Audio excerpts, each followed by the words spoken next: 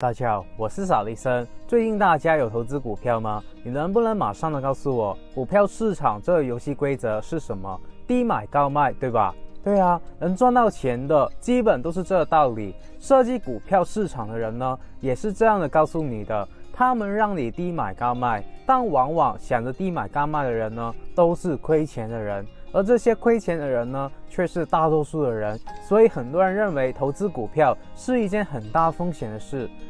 我当初大学教金融的老师也告诉我，应该说教科书告诉我吧，股票是高风险的产品，然后债券是低风险的产品，所以股票通常都是高回报的，而债券的回报就比较低。大家是不是都这样以为的呢？但你知道股票和债券的由来吗？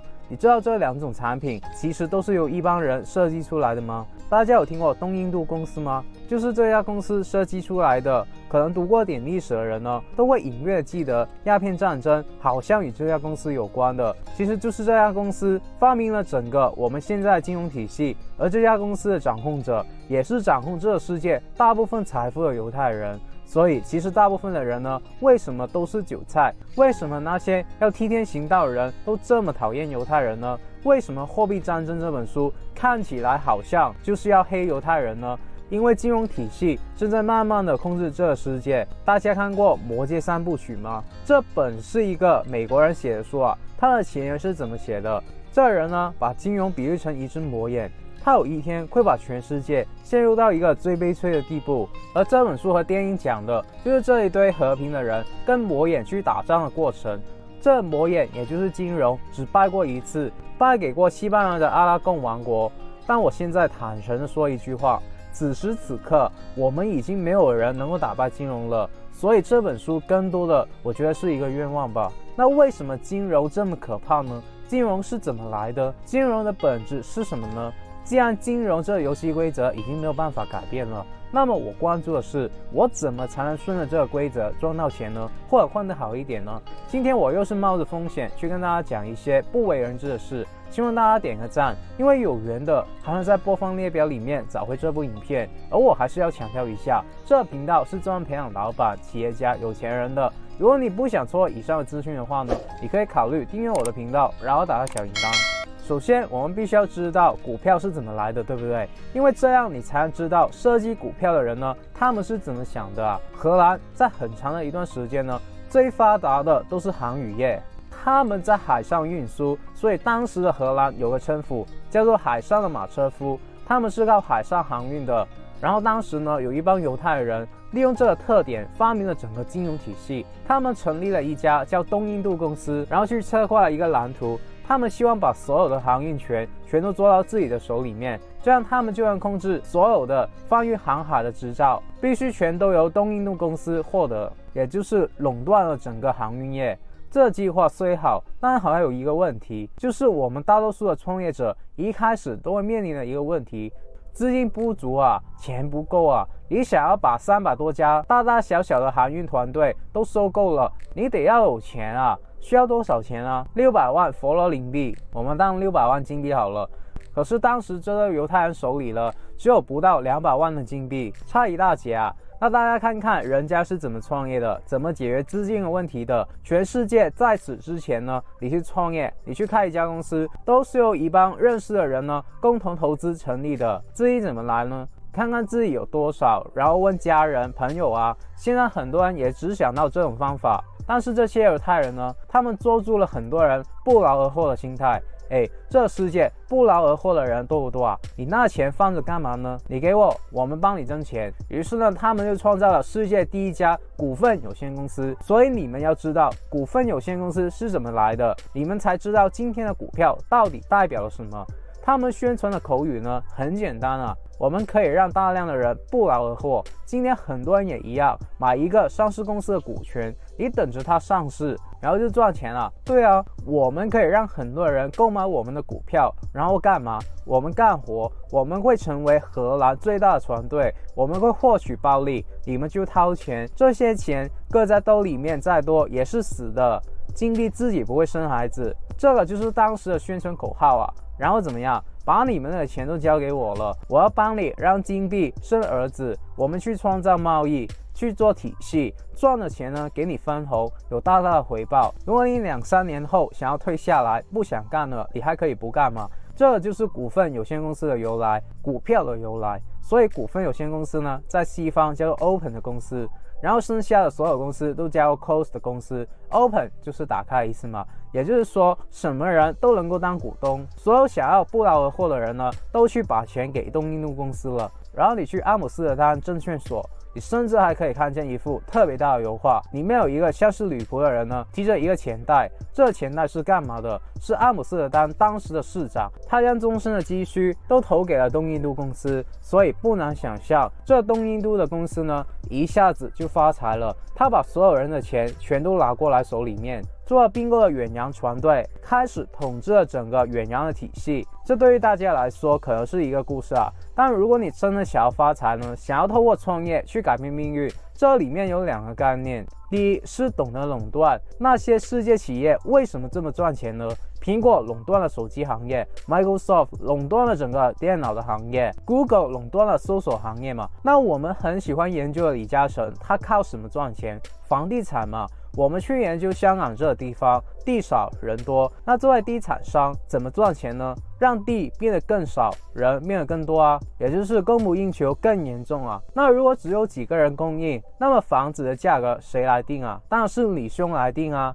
所以香港很多的地产商都会囤地，也就是他们会买很多的地回来，但都不卖出去，或者慢慢的卖出去，然后鼓励你们去生小孩。香港是一个 open 的城市嘛，对不对？那么到时候你儿子要买房子了，就要跟李兄去买，为什么？因为他垄断了整个市场嘛。大家听懂了吗？怎么垄断的？李兄当初也没有钱啊，这就牵扯到第2个概念，借力。这力可以是指财力，没钱难道只能向家人借吗？那万一你的家人跟李嘉诚一样很穷怎么办？所以之前也提过了很多借钱的方法，银行就是最好的朋友。聪明一点的就去画饼造梦，然后去找融资，找天使投资人嘛。再厉害点的就去上市嘛，肯定是这么干的。我们创业的人就单纯想创业就好了，很多人失败就是因为他们既要顾创业又要顾钱，你怎么顾？创业者就是创业者，投资者就是投资者。创业的人不要投资，投资的人不要创业，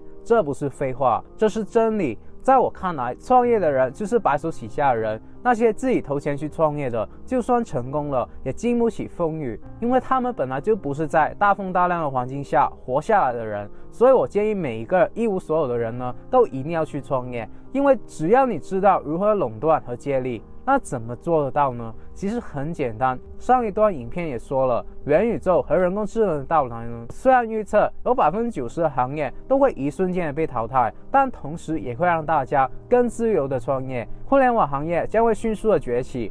如果你想要像美国旧金山那批人一样，成为第一批去挖金的人呢，那么你的下几代将会非常的感激你啊，因为你将会改变家族的命运。互联网借的是什么力？大家现在这么多人看我的影片，我借的就是你们的时间，对不对？而怎么垄断市场呢？比如说我讲创业、投资、理财的，那么大家一想到这些话题，就会想到我扫地僧，对不对？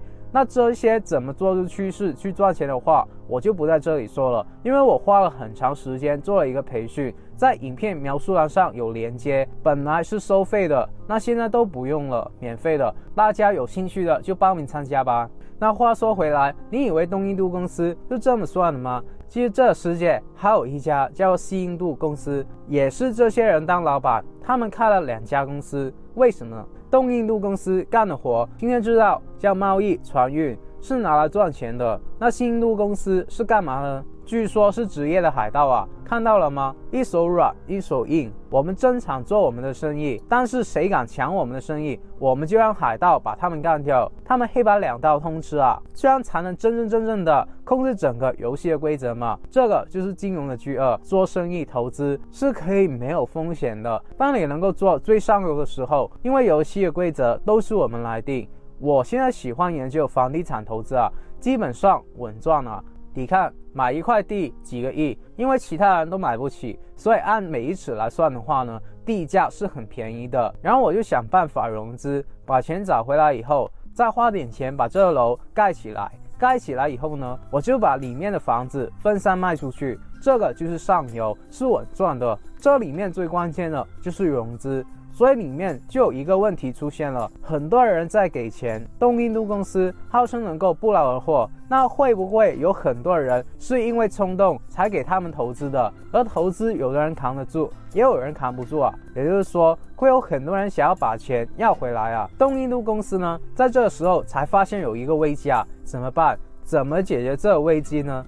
他们并不是这样想的，他们想的是如何把握这个机会，这个就是富人的思维。大家看出区别了吗？所以东印度公司呢，就雇了帮人，在荷兰最大一条河边上指派了一帮人，他们找了一些外人，看起来都是自愿的，在这河边。然后我之前看那些纪录片，他们都穿了很好的西服，戴着圆帽子，很有礼貌的，每个人都搬一个豪华的凳子，有仆人给他们撑着伞。那他们在干嘛呢？这种人叫做市商，当年的做是坐着的坐，他们就是坐在这个河边上干一件事，他们告诉所有想卖股票的人呢，都把股票卖给我吧。这个时候我摆了一个收购价，也就是现在的买入价，那同时呢，我要摆出一个卖出价，这价比我的卖入价高一点，然后所有想买股票的人呢，都可以从我的手里面买啊，我就赚中间的差价。然后这个东印度公司找回来的人呢，彼此之间还会装作拼价比价，其实所有的这些人呢，都是一拨人啊，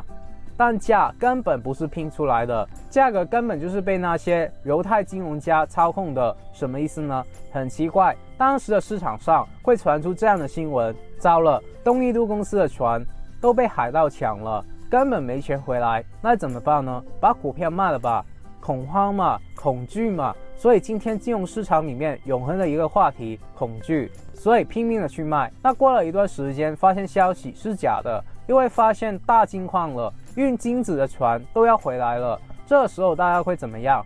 买嘛，这叫做贪婪。所以从金融市场，从商业，从银行进入到证券市场，我们叫这些人不叫银行家，叫做什么？投资银行家，听过吗？这是我之前影片介绍我的朋友，我喜欢教他金融巨鳄，他们把自己的钱换成一张纸，这纸你可以在上面看到股票市值是多少。在这个股票市场里面，这些金融巨鳄永恒的话题就是4个字：贪婪、恐惧。所以你们应该见过很多外国很出名的那些所谓的银行家说，当市场上极度恐惧的时候呢，你需要什么？买入。当市场上极度贪婪的时候呢，你就要怎么样啊？卖出。这个叫做逆势的操作。其实很多所谓的原理都是来自于这个东印度公司的。所以这些散户啊，发现了一个赚钱的方法，他们觉得只要东印度公司的股票低价的时候就买入，然后将来高价就找做市商卖了，那就可以赚钱了。这就是大部分的人以为股票就是低买高卖的游戏，于是很多专门研究低买高卖的人呢就出现了。也有很多像我这样的人，大家看我的影片都知道我当初是专门攻击技术交易市场的，不过我是趋势投机者，我看见有大户买货我就跟，卖我就走，这种不是低买高卖的。于是呢，东印度公司就为我们这些散户合理合法的买了一个很大的场地，这就是世界上第一个股票交易所。那么之后也有其他公司模仿东印度公司发股票，然后也在这个股票交易所拿出股权来交易。听到这里，你可能会问，我们现在的股票为什么有人愿意去买呢？为什么能交易呢？这张破纸为什么能值钱呢？这张破纸代表的是什么呢？为什么你会有这样的疑惑？因为现在很多的公司赚钱了也不分红啊。以前买东印度公司的股权就是为了这家公司赚钱了就分红嘛。那么现在你告诉我不分红了，我买这张纸回来干什么？大家想一下，自从出现了股票交易所，你进去买这张纸，你是盼望着分红，还是盼望着这张纸涨价，用更高的钱把这张纸给卖了？都是后者吧。你会愿意去交易所去买那张破纸，你是希望它分红吗？不是啊，你是希望我今天买了，明天它升值了，然后你再把那张纸卖给下一个人啊。那这张纸到底代表了什么？从来都没有人知道。这张纸有什么？其实也没有人知道。你现在在网上交易，你买入了以后呢，你手机的账上就是多了几千股，然后你钱就没了，就这样而已。这张纸呢，其实你从东印度公司买回来的时候呢，你就不知道是什么东西。而在我看来，这张纸就是贪婪，就是恐惧，就是不劳而获。那么在这种交易所里面买来买去，然后前期规则又不太完善，就出现大量出来干投机的人了。有些商品就会被炒到远离实体价值，变成天价。你像现在 NFT 几十个亿美金去买一幅画，艺术我不懂得欣赏啊，我只知道当天价的东西没有人接盘的时候会怎么样，崩盘了。所以我好心的提醒一下，虽然元宇宙的前景我也十分的看好，我也十分建议大家跟着趋势去投资，但记着，不是说永远有人会用更贵的钱把你的投资品买走。请看看历史，凡是有这种想法的人，很抱歉，如果你买的正好是最后一波，你就是最惨的。而如果你是这种想法，你不是最后一波，也一定是最后一波。因为这个世界上，只要通过买了用人高价卖出去，透过这种模式赚到钱的人呢，只会拿更多的钱去买。因为你赚到的钱会怎么样？想要赚更多的钱啊。所以不是说不能投机，我也是靠投机股票扩大财富的。但我是有系统、有纪律的，我早就设计好止损的位置，计算好能赚多少。详细的大家可以参考我其他股票教学的影片。但一些流动性很低的产品，我很少会投资，因为我会思考有没有下一手去接我的货。万一我投资眼光错了，我能不能保本？对的，决定你是否投资高手的关键，就是你会去思考怎么才能保住你的本金。无论你是价值投资还是趋势投机，都是这样的，这就是股票交易的本质。所以当你没有一个系统的时候呢，你不要去投机。当你没有眼光的时候呢，你就要先去了解商业的本质。而两者之间的共同点也是最核心的，就是你得有本金啊。永远都有人问我没钱怎么投资，很多人想透过投资来致富，他们上了班，每个月薪水回来了，花完了以后呢，就剩那么一点点了。难道你就要拿这点钱全去投资吗？外面有些人就是建议你最起码要先开始，先一点点的去投资，累积经验。那我就问你，你家里面出事了怎么办？比如说你的小孩生病了，光检查就要让你头疼。就算你有保险，医院的按金也是要你先付的，保险后赔给你。那你没有现金怎么办？而且最重要的是，有多少人能靠那么一点本金，透过投资来致富呢？本少你赚几倍都不算多了，而且你必须要有杠杆。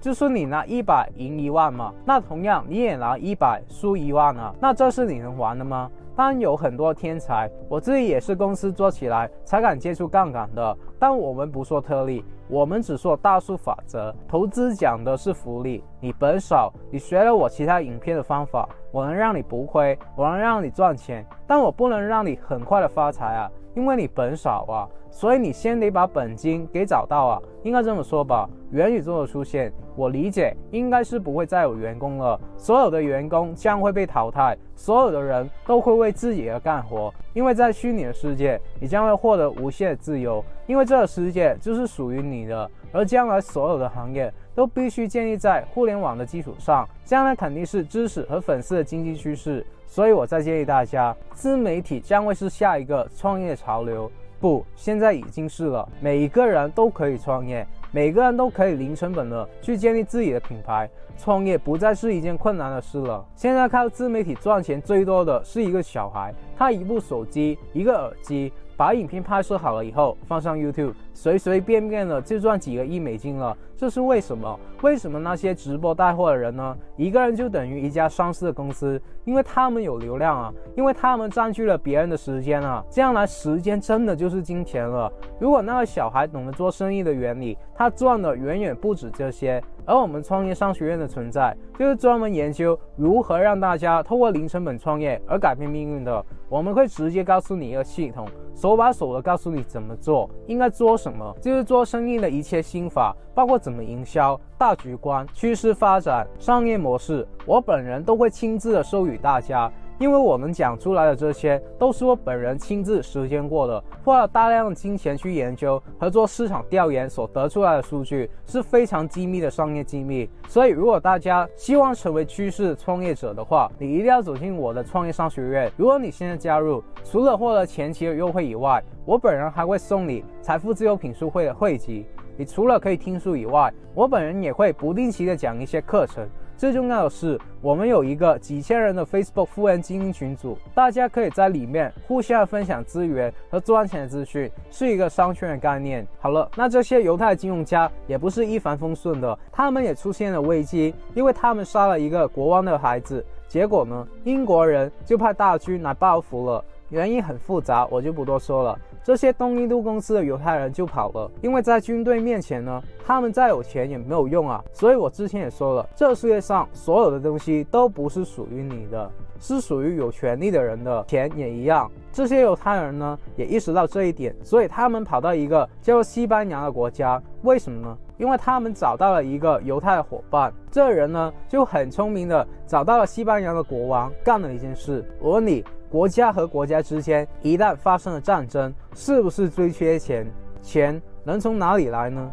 借啊！世界上最早的战争债券就从此诞生了。这些犹太人就想办法让国王向社会民间借钱，给民间发行一个东西叫做债券。这东西拿到以后呢，国王会承诺他要用多少倍的利息去偿还。但是最开始买债券的人可不是老百姓啊，都是这些有钱人。那么当时的国王就保证，如果我还不了债，就比如说我们的收税权就给了这些债主，什么什么权就交给债主了。所以这些犹太人和金融家呢，当时就利用国家发国债，然后几乎把整个西班牙所有这些相关的权利和体系都拿到手了。所以那时候的欧洲，你会发现一个很有意思，不管是西班牙、葡萄牙、英国，你去看以前的电影，那些国王的势力就只在一个小小的王宫里面，出了王宫基本上就失灵了，对吧？不管是公爵啊、家族任何人啊，都比国王能说话，因为国王的权力都卖掉了，没什么东西了。就是犹太人设了一个局啊，这个局利用国债把国王给套了。但是呢，有一个人他发现国债的时候呢，在出现国债可能导致国家崩溃的时候呢，救了国王。现在美国负债累累已经不是秘密了，美国国债现在就算把美国给卖了，都还不清美国的国债。所以一样的，当时的局面呢，有一个人救了西班牙，这个人叫做哥伦布。为什么？哥伦布发现了美洲大陆。我们知道美洲大陆给西班牙直接带来了大量的黄金和白银啊！你们看到历史多少吨的黄金、白银被拉过来啊？那国王手里面又超级有钱了，那他是不是就可以把所有的债券赎回来了啊？对啊，这些犹太的金融家又崩溃了。所以开头说魔戒，说西班牙的一个国家曾经打败过魔眼，大家知道是什么意思了吧？听不懂呢，等一下再看影片。那这些金融家又跑掉了，跑到了一个半岛叫做英国。我们谈起金融家，不得不说一下，英国有一个很牛的人 John Law， 他在英国和美国创造了金融风暴，然后完美的统治了世界。在他以前啊，所有玩金融的人呢，都是拿金币和银币玩的，但这个黄金和白银的储量是有限度的啊。什么意思呢？因为储量是有限的，所以产生的任何金融交易都是有范围的。那这个 John Law 就去想怎么可以没有范围无限的交易呢？于是他发明了一个东西，纸币。同样面临打仗没钱的问题，对，你可以发债啊，但你发债换回来的金币是有限的，有限的我不知道够不够打仗，但无限的就肯定够，对吧？这 John Law 就告诉国王，允许他成立世界上第一个中央的银行，叫做皇家银行。这皇家银行是干嘛的呢？是拿来发行钱币的。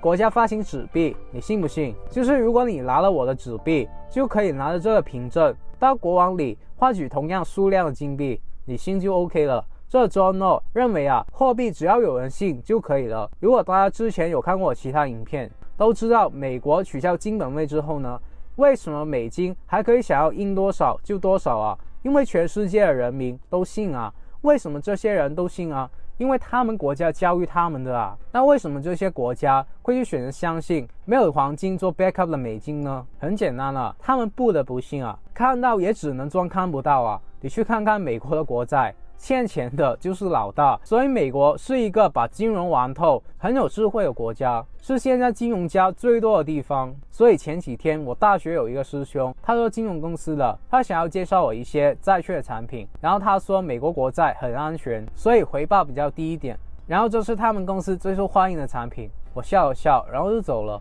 最受欢迎的产品，也就是说有人信啊，大家都相信美国这大国不会破产，破产的风险很低啊。你看现在元宇宙，比特币，有人信就 OK 了。话说回来，这 John Law 为了说服当时的国王，他是这样去 present 的。他跟国王说，打仗的时候，出去的时候，纸币是不是更好携带呢？金币是不是很重呢？你让我发行纸币，这样就可以增加你的行军的速度啊。但这时候国王还是很聪明的，他就问，如果我的人民不相信怎么办？那就隐性强迫吧。什么意思呢？他就告诉国王，强制老百姓用纸币缴纳税收啊，就是税收不准用金币缴纳，都必须要用纸币。打仗的时候买东西也需要用纸币，这样就有很多人因为这个原因就把同样的金币换成了纸币。一开始大家要去换是很麻烦的，但慢慢的你就习惯了，你还觉得很方便。以前我带一袋纸去逛街，现在我放口袋就 OK 了。反正这张纸上面写着监票即付1个金币，监票即付10个金币。这些人民是这么想的，反正我可以随时把金币换回来啊！恭喜你，再也换不回来了。你去看看现在的港币，上面还是写着同样的话，但现在香港的市民谁还会去换呢？你去换得回来吗？为什么当初会出现南海的泡沫？原来是一张白纸对应1个金币，本来是真的能够换回来金币的，但后来发现不用了。我可不可以1个金币印10张纸币啊？然后发现1个金币印100张纸币啊？最后其结果是什么？全是纸币，没有金币了。这大家能听懂了吗？然后很多风险全部都出来了啊。所以牛顿曾经说过一句很著名的话，因为牛顿也是在英国这个南海的泡沫中呢，把一生的积蓄几乎都全赔在里面了。他说其实玩物理玩化学的人呢，都是玩不过金融的人。玩金融的人太厉害了，可以用你的贪婪和恐惧把你所有的东西都给搞走了。连牛顿智商这么高的人也败给了金融，那我们呢？其实一个人的成败跟智商没有直接关系，关键在于你能否战胜你心中的贪婪和恐惧。这不是鸡汤，也不是什么废话，这是真相，是牛顿和很多很牛的人呢花了一辈子的时间总结出来的结论。而我更认为关键不在于此，关键在于你是否能够看透事物的本质。所以我们更需要去理解历史，理解金融究竟是怎么操作的，金融巨鳄是怎么割韭菜剪羊毛的。你需要把这些知识内化，只有这样你遇事才能融会贯通的去解决。好了，有什么问题可以给我留言，只要你们能在我今天说的内容里面找到1-2句话是有用的，能够帮助自己的人生过得好一些，我就心满意足了。那么如果你不想错过任何关于成为富人、企业家、投资家、达到财富自由的免费信息呢，我还是呼吁你订阅我的频道，然后打开小铃铛，然后无私的把影片分享出去。我真心的祝福为这部影片点赞兄弟姐妹们早日达到财富自由。好了，我们下个礼拜不见不散，拜。